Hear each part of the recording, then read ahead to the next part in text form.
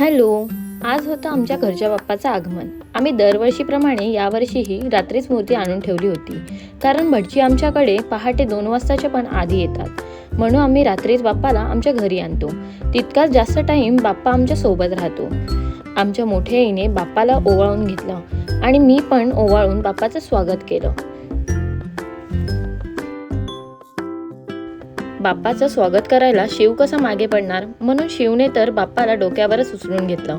आपण खूप दिवसांपासून डेकोरेशनच्या मागे लागलेलो असतो, पण जेव्हा बाप्पा त्यामध्ये विराजमान होतात तेव्हाच त्या मखराला शोभा येते.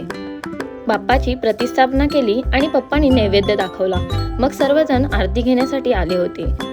आरती घेतली. संपूर्ण वातावरण भक्तिमय झालं होतं. इव्हनिंगला आमच्या घरी महाप्रसाद असतो. ह्या टाईमला प्रसादामध्ये भात, डाळ, बटाट्याची सुकी भाजी, व्हेज कोल्हापुरी, शेवयांची खीर, पुरी, कटलेट, लोणचं, पापड अँड सॅलड होतं. मग सर्वांनी जेवून घेतलं.